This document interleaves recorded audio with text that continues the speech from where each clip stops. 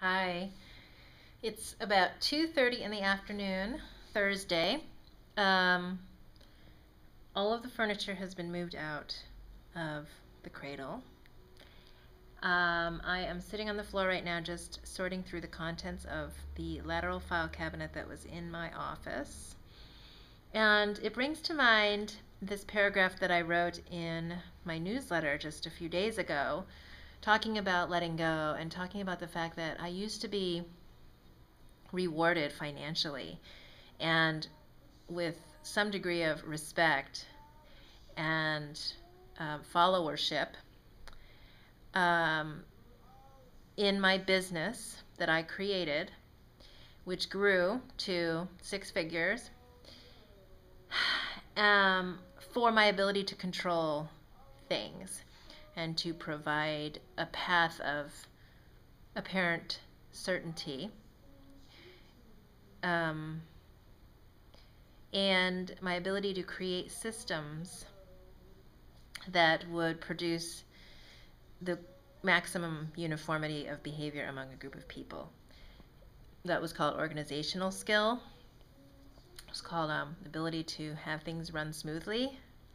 And as I look through these files, which I haven't looked at in a long time, well, at least a year and a half, and in some cases, 6 years, um, it's scary, really, to look at. I can't even imagine the me that was wrapped up in this level of detail and this level of getting into other people's business in terms of trying to spell out every step that these people were supposed to take at every minute of the day during the trips that we would take and during the times that we would organize concerts.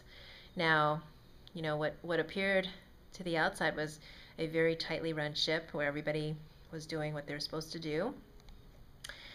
Um, but it's sort of, now I look at it as the anatomy of a burnout, and I can't believe I did it on myself. I never had an assistant with any of this stuff because I frankly never trusted anyone to be able to do it to the level of detail that my mind had convinced me I needed.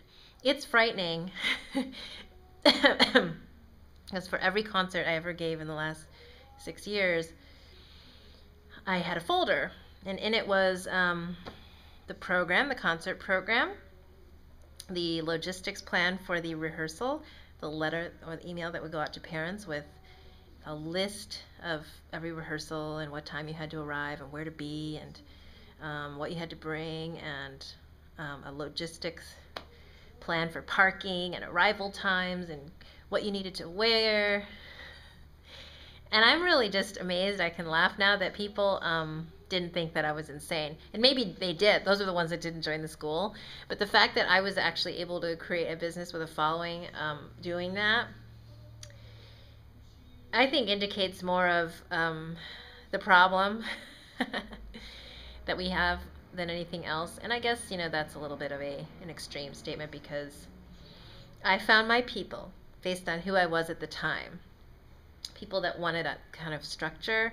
And now I look at it in horror, but I also look at it as my creative ability because I created it all from scratch, all from my belief system about what needed to happen and my vision for how it was going to happen.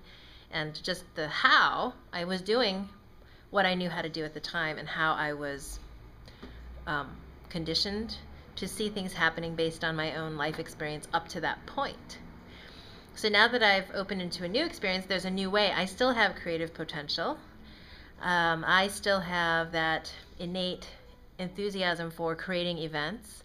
And I just sort of marvel at the evolution that I've gone through from these spreadsheets and waiver forms and logistics plans and like every single contingent warning put in bold letters with underlines about what not to do. From that to my Essential Self extravaganza on December 17th, where I just literally put out a vision as an intention, and then when it actually came to the day of, I set people free, and there was perfection in that, and I was able to enjoy that. So, very different. I look back at all these events, and they're a blur. I remember them conceptually and through pictures, but my felt experience of them is very hazy because I was in a constant state of anxiety and stress because I was under the gun as a performer even though I wasn't performing, it was the kids. To me, it was an extension of myself, and what every single person did was a representation of me. And as the school grew and the number of people increased, my stress increased because there were that many more uncertain variables that all tied back to me. And for those of you who are professionals and take responsibility for other people and your work and your mind, I hear you. I get it. But I've also now crossed into the other side and have found a joyful way to let go and live. And I can recognize the suffering that I created in my own mind. I can also now feel in my body a different possibility. So today's all about acknowledgement and appreciating the past and letting it go, so that I can move on with clarity into my life, which is right now. So let me just give you a little shot of what's going on.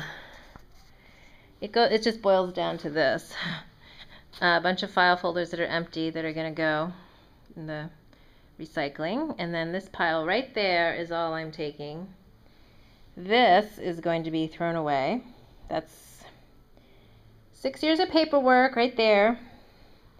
This is what's being retained. That's going to go in the garbage. This is some music that's going to go in my file cabinet at home.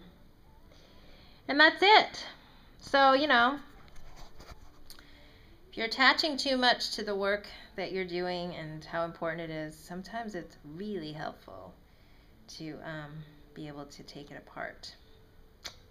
Let it go, get a distance from it. Give yourself that gift if you can.